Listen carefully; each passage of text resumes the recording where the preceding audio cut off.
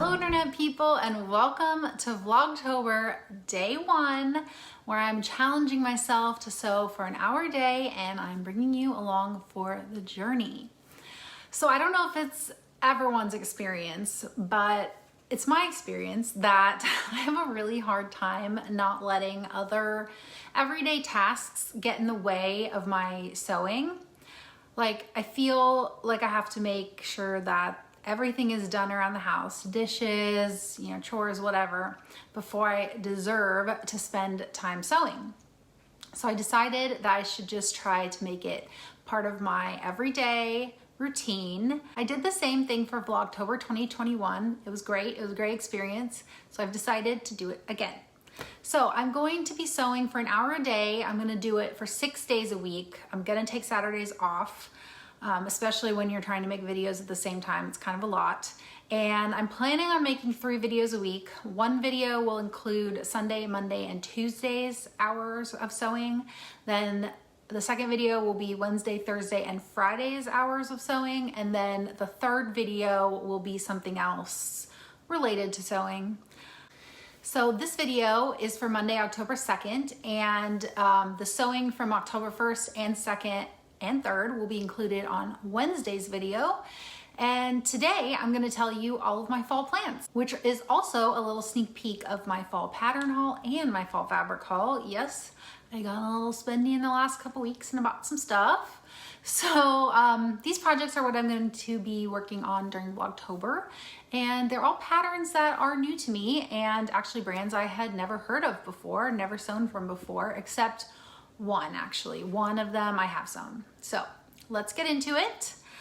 Every October I love sewing something festive to wear, something with a very cute print but not overly costumey. And maybe like 5 or 6 years ago I made a pumpkin dress and a matching shirt for my husband.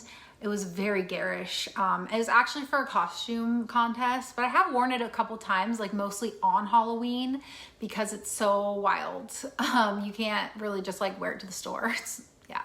So then in 2021, if you watched that Vlogtober, you will have seen me make the peppermint peplum top out of this adorable caramel beige orange brownish cat print. This fabric is a rayon. It's from Hawthorne Fabrics, which I believe they are still printing this in a couple different colorways. If you don't know, Hawthorne Fabrics is a website. They print all different kinds of prints on a fabric that you choose. So I guess it's kind of like Spoonflower. Then last year I made this toaster sweater with some pattern alterations out of a watercolor bat print. It's a French terry, and this is from Raspberry Creek Fabrics, and they also do a custom printing, and I find the prints that you can get printed on these kinds of websites, they're very tasteful. They're not too tacky, they're not too hokey, like you can wear them in everyday life.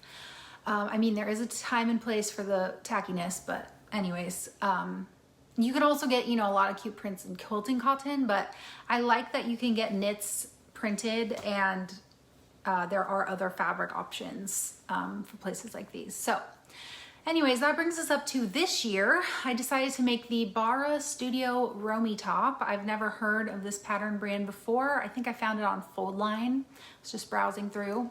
It was founded by a person named Christina. It's based in Munich, Germany. And they worked in the apparel industry and felt like they wanted to go kind of a different way. They wanted to take a more sustainable, anti-fast fashion approach. So they decided to make patterns that are focused on being timeless, uncomplicated, minimalist, and then they also sell like sustainable, higher quality fabrics too in their shop. So anyways, the Romy top I thought would be a very nice transitional piece in jersey. As we get deeper into autumn, light layers are always good. And I love the ruching on and the ties on the side, which I'm guessing is adjustable. So that's always good. And it's fairly simple pattern, so it'll really let the print that I chose shine through while still having a little bit of visual interest on the sides. So for the fabric, I chose this design, and it's called Fall for Pumpkins Boo-tiful Night by Moschito Design. It's printed at Raspberry Creek Fabrics, Raspberry Creek Fabrics on a cotton bamboo spandex jersey. And I am obsessed with this print. I just think it's so cute. And the moons and stars sort of match with the cat peplum shirt. So I've got kind of a mini collection starting over the years now. So that is the first project I'm working on for Vlogtober, so I can get it done early enough to wear enough times until before the end of October, because I don't really know if you can wear this kind of thing into November. It's kind of an October thing. So second, I have been watching too much TikTok. All the kids are wearing cargo pants. I love a cargo pant. I want to be cool like the kids, and so I'm going to sew some cargo pants. Surprisingly, I've never actually sewn pants before. I have sewn a couple pair of pants. I've sewn McCall's 1887, which are now sitting in my major fail Hall of Fame bin. Like, I literally keep my major fails to look back on and, you know, look at how far I've come. So yeah, and I've also sewn the shorts and the pants from the Pattern Scout Comfy Lounge set.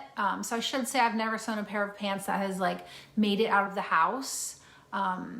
Anything that can be worn out of the house or is successful enough to wear out of the house. So anyways, this month I'm just going to be on a journey with the pants, a journey on top of a journey with Vlogtober. So I found this pattern by Puff and Pencil Versa Cargo Pants. And this is another new to me pattern brand. They are based in Copenhagen, Denmark. And they started the brand in 2020. Their goal was to make easy, beginner-friendly patterns without, you know, a lot of difficult techniques and simple instructions. And so that's great for me in my first real pair of pants, fingers crossed. I'm definitely going to have to muslin this one out for fit, but for the official fabric, I bought this 4-ply Taslan fabric in olive green. It's from an online shop called The Rain Shed, and they specialize in outdoor fabrics, technical fabrics, fabrics like that. So I suppose these cargo pants are going to be half utility, half fashion, dare I say. Because this fabric has UPF, it's wind resistant, and I think it's water repellent. So I'm thinking it might be great for like walks this winter, like maybe if you layer some leggings underneath or something, because you know, sometimes when you go for a walk, you just want to wear normal clothes, like if you're going on a walk to get coffee or something, but you also want to be comfy on the walk. So this might be like a good balance of both. So we have that adventure to look forward to. Honestly, I'm a pretty slow sewer, especially when I am trying to investigate fit issues. So I think the majority of October is probably just gonna be those 2 projects, if I'm realistic. But when I finish those, I wanna make the Style Arc Bert and Ernie set. I have sewn with Style Arc before. I enjoyed it, it was good experience. Lounge sets are basically my ideal wardrobe in the fall and winter, so I really want to make one as it's getting colder and colder. I just need to cozy up in the set. So, you know, you can put it on, you can feel comfortable and warm, but because it's a matching set, you can also be a little pulled together. You can go get the mail, answer the door, take out the trash, and not feel too, I don't know, not cute. So anyways, I like the collar and the neckline of the sweater. It looks really cozy, looks perfect. I'm gonna make it out of a sweatshirt fleece from Fashion Fabrics Club. Has anyone noticed how expensive sweatshirt fleece is these days? I don't know if I'm just like missing something, but all the ones I come across are like $23, $25, $30 a yard. But anyways, I did find this one. It was like $7 a yard. So I'm good with that for sewing a pattern for the first time. And once it's perfected, then maybe I'll splurge on some of the good stuff. So yeah, anyways, lastly, I want to sew a Fiber Mood pattern. I want to sew the Fiber Mood Mika in a to be determined fabric. Surprisingly, I've never sewn a Fiber Mood pattern before. So I want to try that out, and I'm probably the last one to do it, so I should do that. Anyways, it's just a basic cute sweater to throw on, you know, it's multi-season, good closet staple. So yeah, those 3 projects, the first 3 projects will probably take up a lot of time. So, you know, who knows if I'm gonna get to it. Like, I'm kind of a squirrel when it comes to sewing projects, and I seem to like change my mind constantly on what I wanna do. And I'm always like looking for the next cool project to plan. So anyways, that is it. Those are my fall plans for October and beyond. And that's all I have for you today for this episode of Vlogtober. Stay tuned for another video on Wednesday with some actual sewing in it. And thank you so much for watching, and I'll see you guys next time.